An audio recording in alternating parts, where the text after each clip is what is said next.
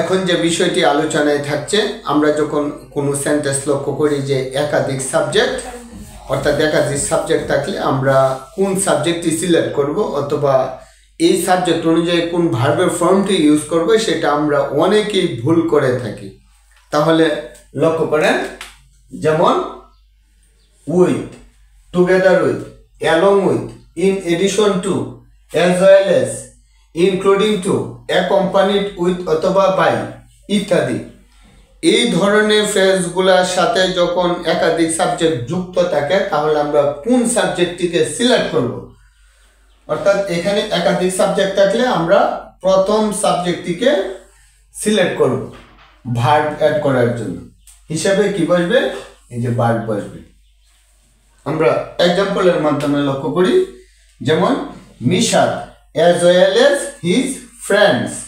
মিশাদ এবং সেই সাথে তার বন্ধুরা হ্যাজ ডান দ্য ওয়ার্ক। এই যে এখানে হ্যাজ ইউজ করা হয়েছে সেটি হচ্ছে কি সিঙ্গুলার ভার্ব।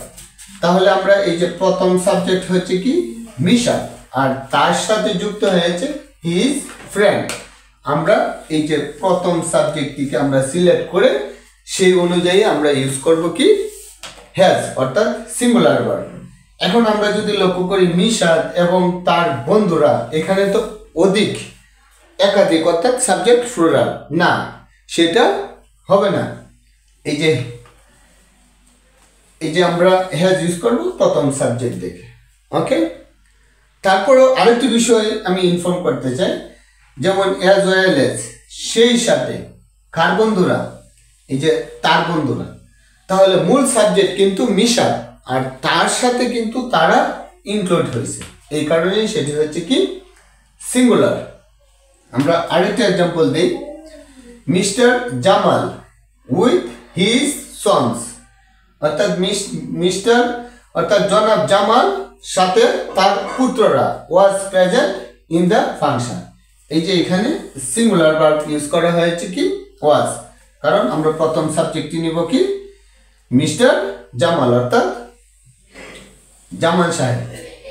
আর এই যে উইথ দিয়ে যুক্ত করার কারণে উনার সাথে তার সন্তানেরা যুক্ত হয়েছে। সুতরাং মূল ফ্যাক্ট হচ্ছে কি মিস্টার জামাল, এই কারণেই অক্সিলারি ভার্বটা হয়েছে কি সিঙ্গুলার।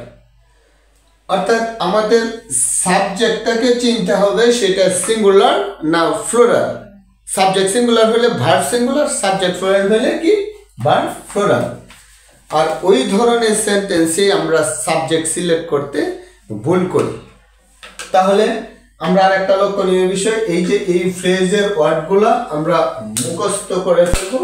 এই ওয়ার্ডগুলা দিয়ে, ইত্যাদি ওয়ার্ডগুলা দিয়ে যখন একাধিক সাবজেক্ট যুক্ত হবে তখন আমরা এই বিষয়গুলো ফলো করব। এই ছিল আজকের বিষয়বস্তু। পরবর্তী ক্লাসে আমাদের আবার দেখা হবে। Thank you so much.